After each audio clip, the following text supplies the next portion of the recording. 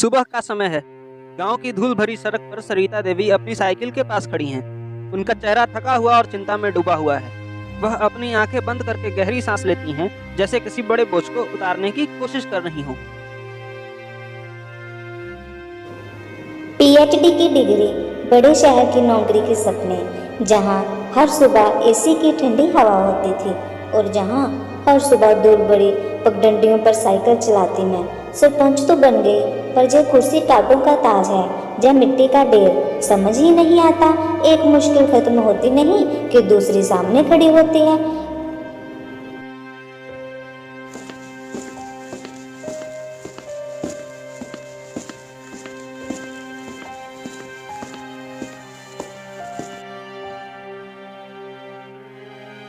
अरे सरपंच बिटिया, सुबह सुबह इतनी सोच में क्यों डूबी हो? तुम्हारा चेहरा तो मस्जिद की मीनार जैसा लटक गया है। शहर की हवा लग गई क्या यहाँ की मिट्टी से, जो अब आराम से बैठना भी मुश्किल लगता है? अरे राम चाचा, आप आ गए? बस यही सोच रही थी कि गांव की सड़कों का क्या करूं। पिछले महीने बारिश में छोटा रामू, मेरा पड़ोसी, उसी गड्ढे वाली सड़क पर गिर गया था। उसका घुटना छिल गया और वह घंटों रोया। उसके माँ बाप मेरे पास आए, कहने लगे सरपंच जी कुछ कीजिए। और वह श्यामलाल तो पीछा ही नहीं छोड़ता। हर सुबह मेरा दरवाजा खटखटाता है, कहता है पहले मेरी सड़क, पहले मेरी सड़क। जैसे पूरे गांव में बस उसी की सड़क टूटी हो। मैं समझ नहीं पा रही कहाँ से शुरू करूं। बेटा, सरपंच की कुर्सी आसान नहीं होती। यहाँ हर कोई अपनी परेशानी लेकर आता है और सबको लगता है कि उसकी परेशानी ही सबसे बड़ी परेशानी है। यह गांव है, यहाँ सबकी सुननी पड़ती है। तभी एक छोटा सा लड़का राम चुन्नीलाल दौड़ता हुआ आता है। उसका मासूम चेहरा उदास था। सरपंच दीदी देखो, मेरी साइकिल का टायर फिर से फट गया। इस कच्ची नुकीली सड़क पर चलाओ तो ऐसा ही होता है। स्कूल तक पहुंचते पहुंचते आधा दिन निकल जाता है और आज तो मेरी साइंस की कॉपी भी गंदी हो गई। टीचर डांटते हैं, तुम रोज लेट क्यों आते हो चुन्नीलाल? मैं क्या करूं दीदी? सरिता देवी चुन्नीलाल की ओर देखती हैं। उनके चेहरे पर अब सिर्फ थकान नहीं, बल्कि एक नई और गहरी चिंता की लकीर उभर आती है। उन्होंने चुन्नीलाल को देखते हुए बोला, ओह चुन्नीलाल, कोई बात नहीं, हम ठीक करवाएंगे। तुम्हारे स्कूल की सड़क भी बनेगी, मैं वादा करती हूँ। इतने में श्यामलाल अंदर आता है। उसकी आंखों में क्रोध की आग थी और उसका चेहरा गुस्से से लाल हो गया था। ठीक करवाएंगे कब? जब मैं बूढ़ा हो जाऊंगा और मेरे घर के आगे के मृत्यु के कुएं जैसे गड्ढे में गिर जाऊंगा। कल रात मेरी गाय उसमें गिरते गिरते बची है। अगर उसे कुछ हो जाता तो? सरपंच बनी हो तो अपनी जिम्मेदारी समझो। वादे करने से पेट नहीं भरता, काम करना पड़ता है। पहले मेरी सड़क बनाओ, वरना मैं खुद ही कुदाल लेकर कूद जाऊंगा और फिर देखता हूँ कौन रोकता है मुझे। श्यामलाल जी, मैं आपकी परेशानी समझती हूँ, पर आपको पता है ना, एक दिन में सब कुछ नहीं हो सकता। गांव में और भी तो लोग हैं, उनकी भी तो दिक्कत है। दिक्कत मुझे ही क्यों दिखती है? सिर्फ अपनी दिक्कत। सबको बस बातें बनानी है। गांव में एक काम ढंग से नहीं होता। वादे और बस वादे होते हैं।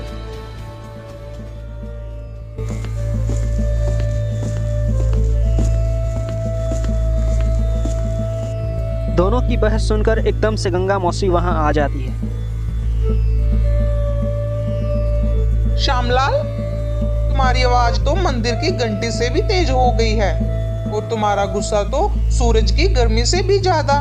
सरपंच बेटी ने अभी अभी कुर्सी संभाली है, अभी तो उनके पैरों को जमीन पर ठीक से जमाना भी बाकी है। सब्र करो, गांव की हर बात का हिसाब किताब होता है, जैसे खेत में हर फसल का समय होता है।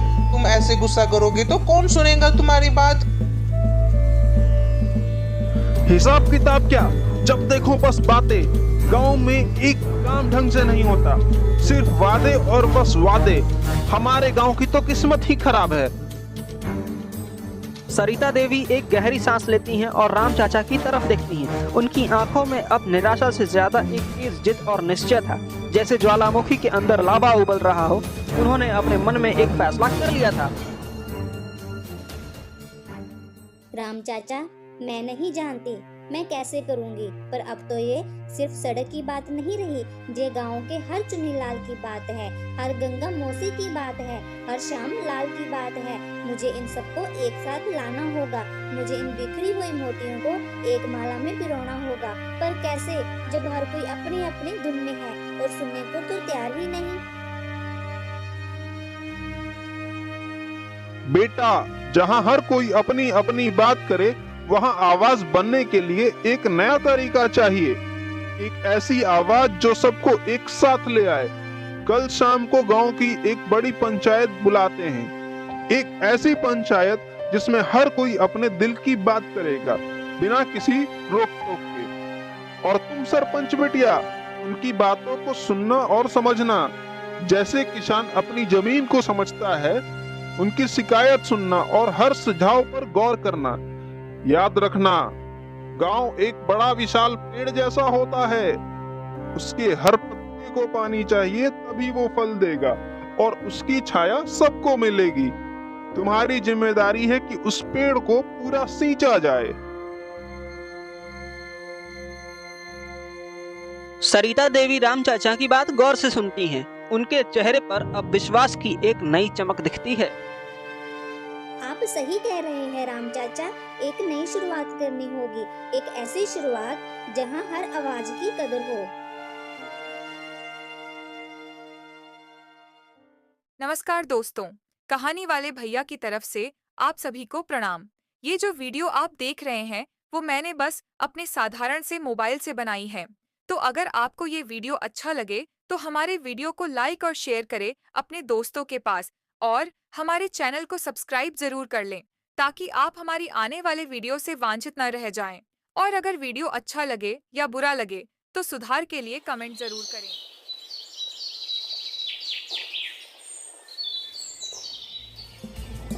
गांव के चौपाल पर शाम की लाली छा चुकी थी और चमकते तारों के नीचे पंचायत की सभा लगी थी। गांव के सभी लोग मौजूद थे, बूढ़े, जवान और बच्चे। सबके चेहरों पर उत्साह और थोड़ी घबराहट थी।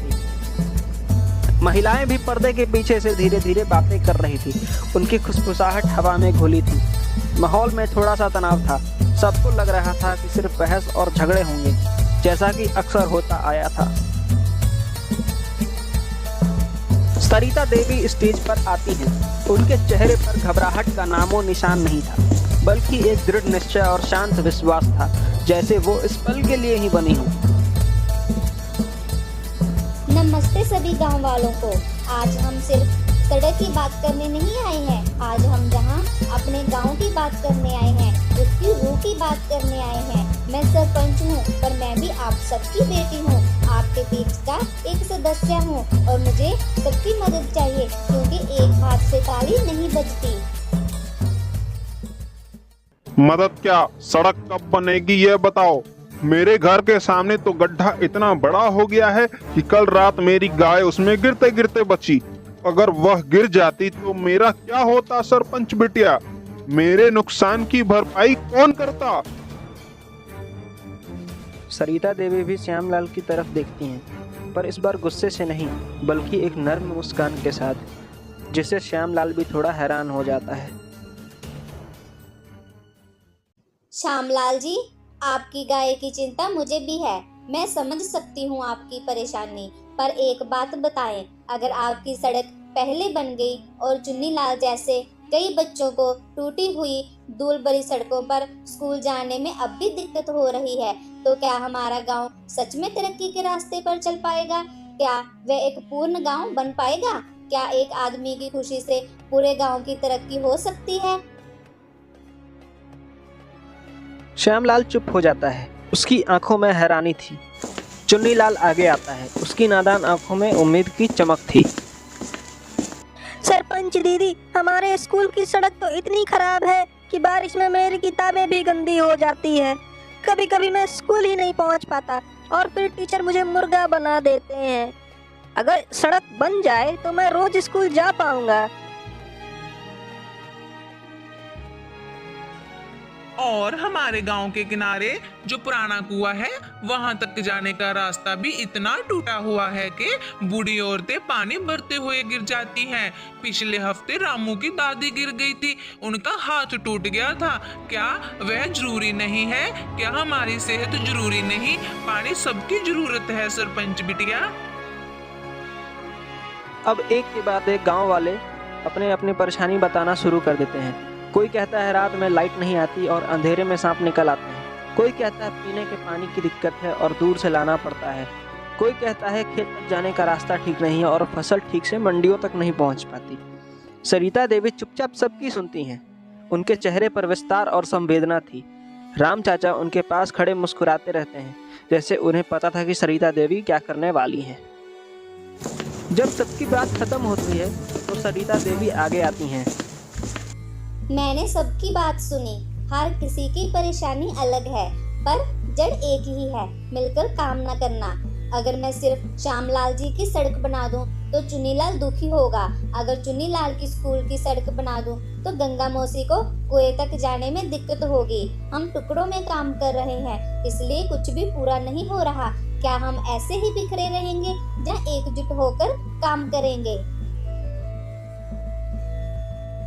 जैसे एक पेड़ को सिर्फ एक जगह से पानी देने से पूरा पेड़ नहीं फलता, उसकी सारी शाखाएं हरी भरी नहीं होती हैं। वैसे ही गांव भी है, हर हिस्से को देखना पड़ता है। एक हिस्सा खुश हो और दूसरा दुखी तो क्या फायदा। राम चाचा, आप बिल्कुल सही कह रहे हैं। तो अब हम एक नया तरीका अपनाएंगे, एक ऐसा तरीका जिसमें हर आवाज का मान होगा, जिसमें हर एक की जरूरत पूरी हो। मैं ये फैसला करती हूँ कि हम सबसे पहले उस सड़क या उस समस्या पर काम करेंगे जिससे गांव के सबसे ज़्यादा लोग जुड़े हों, या जिससे सबसे ज़्यादा नुकसान हो रहा हो, जो सबसे बड़ी परेशानी है। हम सब मिलकर वोट से तय करेंगे कि कौन सा काम पहले होगा, और फिर हम सब मिलकर एक मजबूत टीम बनाएंगे। हर आदमी, हर औरत जिसको जो काम आता है वह उसे मदद करेगा। जिसे कुदाल चलानी आती है वह मिट्टी ठीक करेगा, जिसे पत्थर उठाने आते हैं वह पत्थर उठाएगा। हम सब मिलकर हफ्ते में 2 दिन, सिर्फ 2 घंटे अपने गांव की तरक्की के लिए देंगे। अपने गांव को अपना घर समझकर, अपनी कर्म भूमि समझकर। क्या आप सब तैयार हैं अपने गांव का भाग्य बदलने के लिए? एकदम से पूरी सभा में सन्नाटा छा जाता है, जैसे किसी ने समय को रोक दिया हो। श्यामलाल सरिता देवी की तरफ देख रहा है। उसकी आंखों में गुस्सा नहीं बल्कि हैरानी और एक नई उम्मीद थी। चुन्नीलाल की आंखों में चमक आ जाती है, जैसे उसने कोई खजाना ढूंढ लिया हो। तो मेरी सड़क का क्या होगा? क्या वो कभी नहीं बनेगी? क्या मेरा मुद्दा पीछे छूट जाएगा? श्यामलाल जी, आपकी सड़क भी बनेगी और शायद सबसे पहले वही बने, मगर उससे सबसे ज्यादा लोगों को तकलीफ हो रही है। पर यह फैसला आप और राम चाचा जैसे समझदार और अनुभवी लोग मिलकर करेंगे, एकजुट होकर, ना कि सिर्फ मैं। और अब सड़क बनेगी तो आप खुद ही अपने हाथों से पत्थर रखने में हमारी मदद करेंगे। तो क्या आप तैयार हैं अपने गुस्से को साइड रखकर गांव के लिए काम करने के लिए? श्यामलाल कुछ पल सोचता है। उसकी आंखों में भीतर ही भीतर एक युद्ध चल रहा था। फिर एक दिल खोल देने वाली मुस्कान उसके चेहरे पर आ जाती है। मैं तैयार हूँ सरपंच दीदी। अगर सब मिलकर काम करेंगे तो मैं भी पीछे नहीं हटूंगा। अपनी गाय के लिए, अपने गांव के लिए मैं कुछ भी करूंगा। आपने मेरी आंखें खोल दी हैं। वाह, इसको कहते हैं असली पंचायत। पूरी सभा में खुशी की लहर दौड़ जाती है। चुन्नीलाल दौड़कर सरिता दीदी के पास आता है और बोलता है, तो मेरी स्कूल वाली सड़क वो जल्दी बनेगी ना? मैं स्कूल जा पाऊंगा फिर? बिल्कुल बनेगी बेटा। और जब बनेगी ना तो तुम अपने दोस्तों को दिखाना कि तुम्हारे गांव की सरपंच कितनी अच्छी है, बल्कि तुम्हारा गांव कितना अच्छा है, जहां सब मिलकर काम करते हैं और जहां हर सपना सच होता है। हम सब मिलकर इस गांव को एक नया रूप देंगे।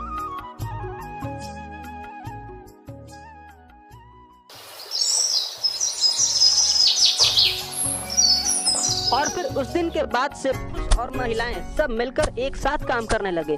कोई गड्ढे को भरने के लिए मिट्टी लाता तो कोई पत्थर लेकर आता। जिसको जो काम आता था वो उसको करता था। और फिर कुछ ही दिनों में सभी समस्याओं का समाधान हो गया। अब चुन्नी लाल को स्कूल जाने में भी कोई परेशानी नहीं होती थी और श्याम लाल की गाय भी गड्ढे में नहीं गिरती थी। और तो और गंगा मौसी किसी भी समय कभी भी कुएं तक जा सकती थी।